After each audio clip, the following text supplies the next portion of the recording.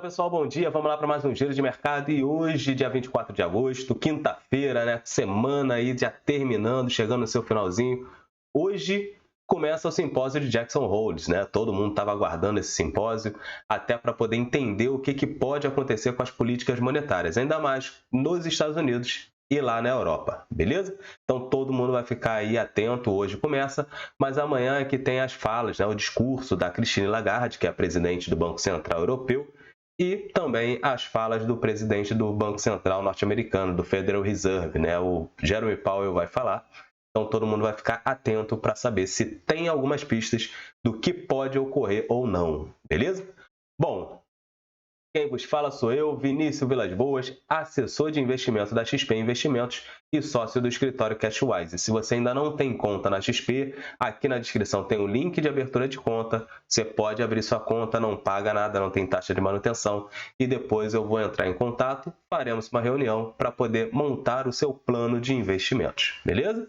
Bom, e se está chegando agora no canal, clique aqui no se inscrever, ativar o sininho de notificação, dar aquele like, compartilhar esse vídeo com seus amigos, né? Que aqui nós falamos de fatos e dados sem viés. Tem os comentários aqui, se quiser fazer alguma análise de alguma empresa, por exemplo. Vini, tem como ver qual o comportamento de preço? Eu posso aqui traçar, não vou dar recomendação de compra e nem de venda.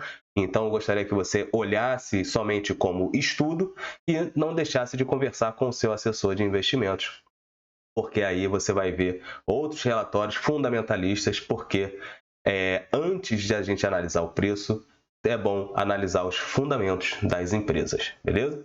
Bom, seguindo aqui a nossa pauta, a gente vê hoje aí o mundo basicamente no cenário positivo e muito impactado pela redução, né, pela liquidação, não vou falar liquidação, mas pela redução, né, os ajustes ali da curva de juros norte-americana. Então, ontem já tivemos aí uma despressurização nessa curva e isso o que impacta, Vini? O que acaba acontecendo?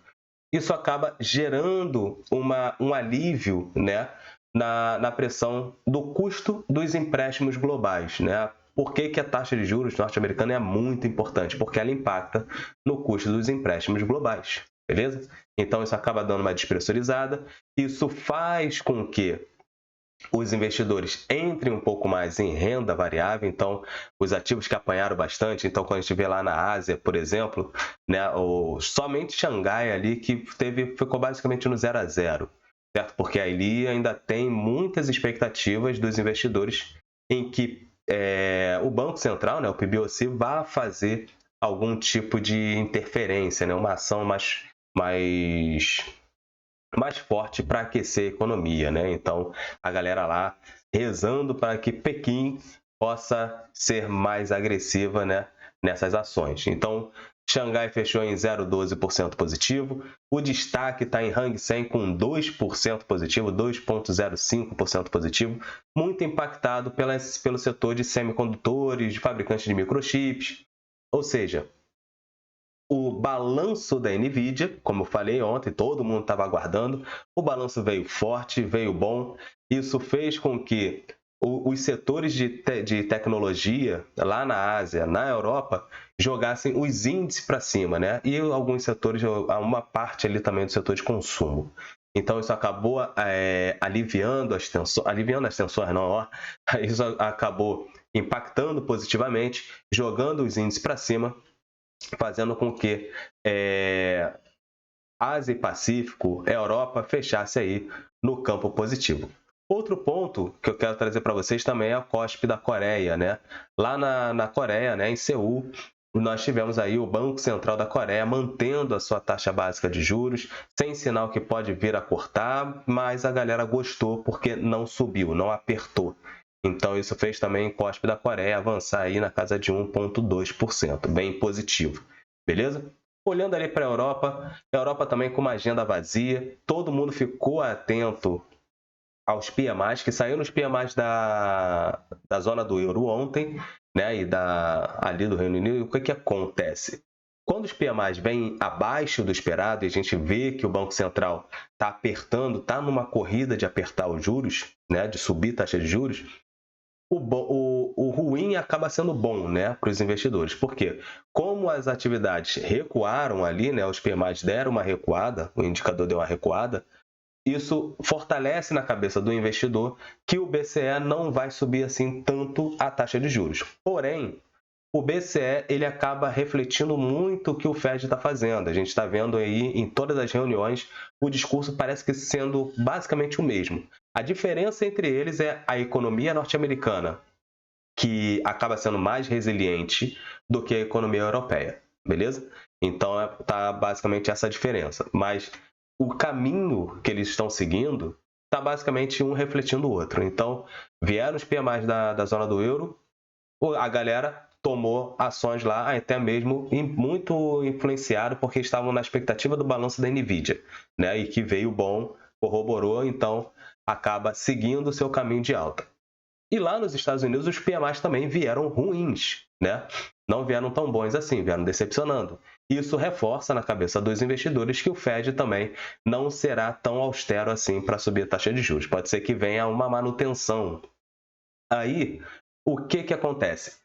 Todo mundo vai ficar de olho no que o Federal Reserve, né, o Jeremy Powell, vai discursar amanhã e o que a Christine Lagarde, que é a presidente do Banco Central Europeu, também vai discursar para ver se sai alguma pista do quais serão os próximos passos do Fed, como o Fed está olhando e o BCE está olhando para as novas políticas monetárias e para o novo cenário da economia global, beleza? Essas são as dúvidas que estão na cabeça dos investidores, porque depois do Covid, muita coisa mudou e a gente precisa agora ajustar os nossos radares, né, a nossa cabeça ali, para que a gente possa pensar da maneira correta, beleza? Bom, então hoje já inicia o Jackson Hole, mas a cereja do bolo é amanhã, né, o discurso do Powell e da Christine Lagarde. E agora o nosso Ibovão da Massa, né? Antes de falar do Ibovão da Massa, eu vou falar aqui um pouco do minério de ferro, que teve um leve recuo ali de 0,86%. As ADRs das mineradoras lá nos Estados Unidos estão no campo negativo. Vale está basicamente no 0 a 0, né? 0,15% de queda. Né? A China ainda não teve esse aumento. Então o minério de ferro acaba tendo essa correção natural, né? Apesar de que está tendenciando ainda, né, uma correção agora, uma mudança para cima. Vamos ver se vai se concretizar. Olhando o petróleo, né, o petróleo aí WTI trabalhando na casa de $79, o Brent trabalhando na casa de $83,13. Então estão aí no campo positivo, né, tendo aquela correção, porque a gente vê aí no mês um mês negativo para o petróleo, mas isso não intimidou a nossa querida Petro, né? A nossa querida Petro aí acabou trazendo o Ibovão da Massa na unha, né? Na unha, trouxe ontem o nosso Ibovão da Massa, né? Porque aí o Ibovespa acabou subindo 1,7%, já botando aí o Ibovão da Massa na tela para vocês. Nosso Ibovespa subiu 1,7%. Muito impactado pela questão da Petro, né? A Petro acabou ajudando bastante depois de que o BTG e o BOVA, né? O Bank of America, eles recomendaram a compra de Petrobras, né? Até botar aqui como é que ficou? PTR4, né? PET4, aí a preferencial subindo 5,3% e a ordinária, né, PET3, subindo 5,7%. Uma alta bem impactante, né? A gente olha aí, pô, uma empresa que tem o peso da Petro dentro do Ibovão, subir 5% é bem interessante, né? Puxa bem, né? Salta bem os olhos, vamos botar assim. Bom, isso contagiou também a nossa querida Prio, né? Ali 1,6%. A Vale, que foi contagiada pela questão da alta do minério de ferro, né? 0,74%. Nós vimos também ontem, né, a Vale trabalhando ali muito naquela faixa de preço, onde muita gente é interessada nesse preço. Então acaba segurando, né, um pouco mais ali. A Vale que acabou até mesmo durante o pregão, horas ali estava trabalhando acima de 1%, 1,3%, 1,4%. mas aí depois veio recuando, até mesmo porque a China ainda não teve aquele impulso, né? Então isso acaba trazendo a Vale, reduzindo um pouco mais os ganhos da Vale durante o dia. Setor financeiro, pela questão lá da redução, né, da curva de juros dos Estados Unidos, acaba também favorecendo um pouco mais aqui o setor financeiro. Então, o setor financeiro que vem apanhando também ao longo desses outros dias, daquela sessão de queda de 13 quedas consecutivas do Ibovespa, fez com que o setor financeiro agora desse uma puxada. Somente ali Cielo ficou no campo negativo com 1,5. O setor financeiro que ficou no início do pregão ficou até mesmo ali quase que no 0 a 0, né? Então, eu estava acompanhando ali na abertura, eu vi ali Petrobras subindo forte, né? O setor de petróleo subindo, o setor de consumo, o setor de materiais básicos estava até mesmo ali no campo positivo, mas o setor financeiro estava meio que segurado, né? Então, até mesmo o Bradesco estava no campo negativo, o Itaú estava no campo negativo, e depois ambos viraram para o positivo, beleza? Vamos botar na tela aqui os destaques, né? Elet 3, Petrobras, PTR4, e vamos trazer quem? Vamos escolher mais uma aqui. Vamos botar B3SA. B3SA, Petrobras e Elet 3. Vou trazer aqui para vocês, vamos analisar aqui. Petrobras, PETR4, Elet 3 e qual foi a outra? B3SA. B3SA3. Vamos analisar essas empresas aqui para a gente poder seguir com o nosso giro de mercado.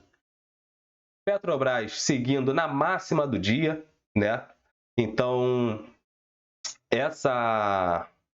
esse sinal positivo aí que veio até mesmo com a questão do relatório, né, do BTG e do BOVA, né, do Bank of America, é que Petrobras ela vai ter um pagamento de dividendos extraordinário, né? Essa é a visão deles, basicamente é isso. Então, fez com que aumentasse muito a questão da busca por Petrobras. Então, Petrobras, aqui no diário, tendo esse candle que só subiu, abriu, teve uma leve correção e depois fechou basicamente, foi até o fechamento, né?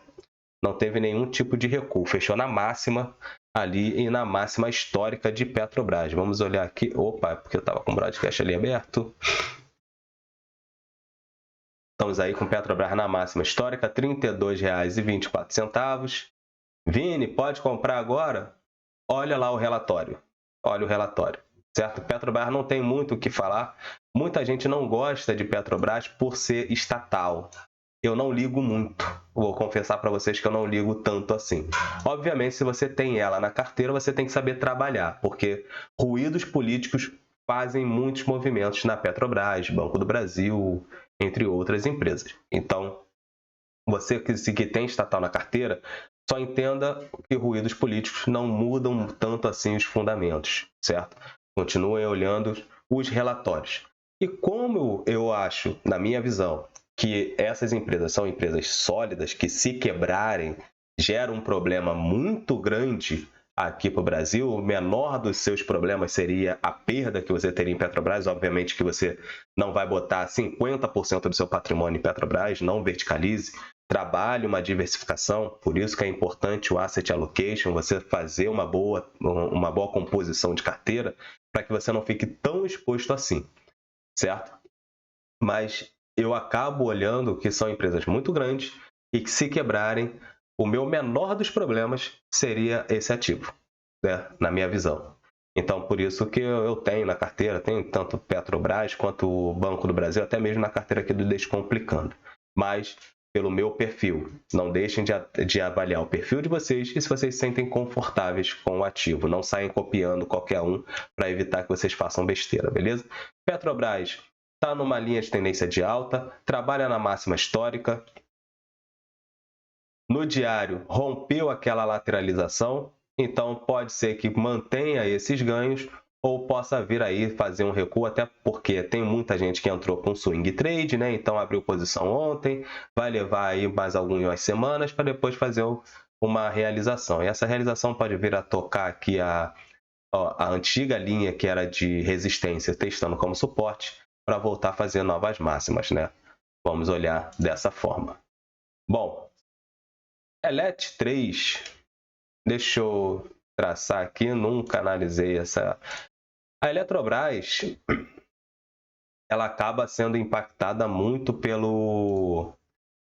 Muita gente entrou, né? Muito impactada.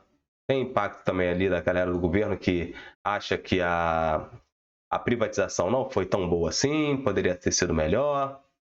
Enfim, não vamos julgar isso, né? Cada um já fez as suas análises, até porque muita gente entrou, né, botou o fundo de garantia, né, nos fundos ali da Eletrobras, né? Vamos ver como vai se comportar.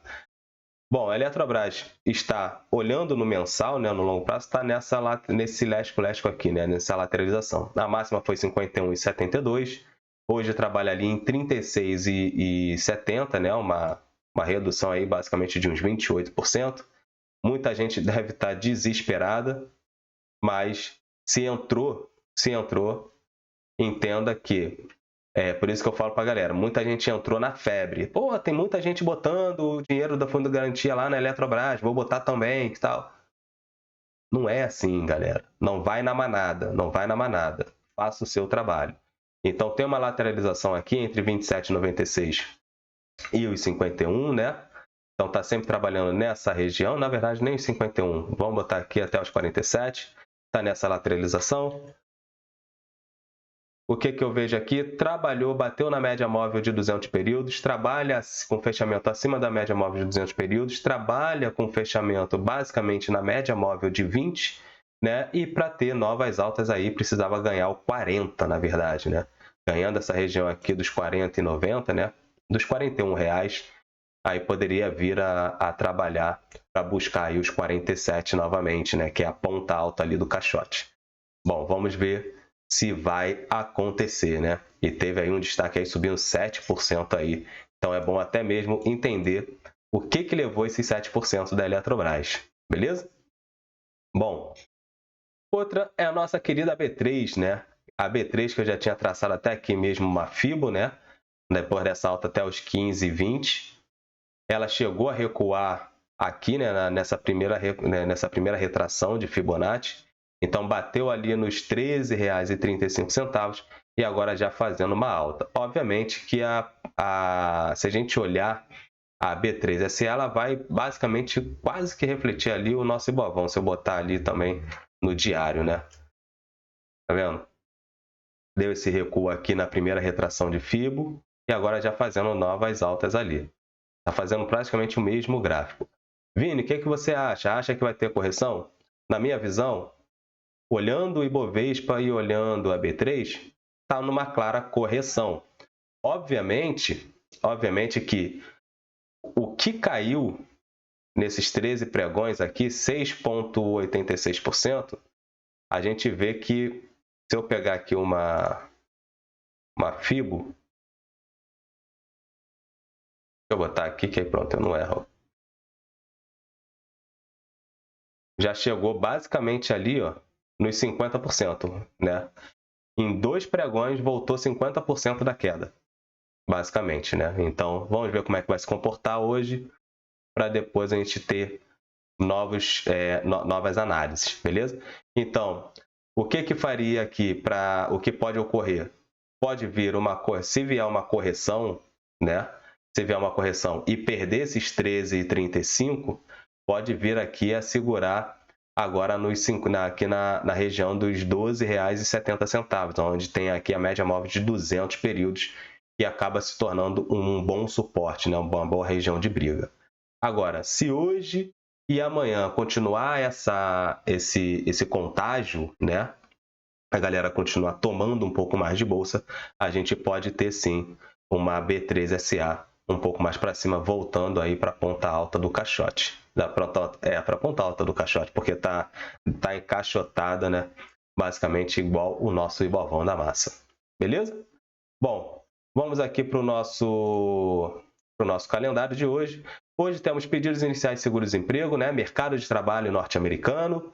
Então, todo mundo também vai ficar de olho ali. Se o mercado de trabalho sentir um pouco mais, reforça a expectativa de que o Fed não vai subir assim tanto a taxa de juros. Então, pode ser positivo para o mercado. Agora, se o mercado de trabalho continuar forte, né? Vir em linha, vir acima do esperado, na verdade, dos pedidos iniciais de seguro-desemprego, vir melhor do que estão esperando, pode ser que o mercado dê uma retraída e vá aguardar lá as falas do Jeremy Powell na sexta-feira amanhã, beleza? Bom, índice de atividade nacional de Chicago, encomendas de bens duráveis. Não tem muita coisa, as atenções vão ficar aqui. Encomendas de bens duráveis, mercado de trabalho e o simpósio amanhã, beleza? Bom, recados dados. Beleza? Esse é o giro de mercado de hoje. Muita atenção com o capital de vocês. Vamos aguardar porque essa despressurização da curva de juros lá nos Estados Unidos acaba aliviando um pouco mais as tensões. Uma parte desse dinheiro que saiu da renda variável tende a voltar. Tem muito ativo que ficou barato.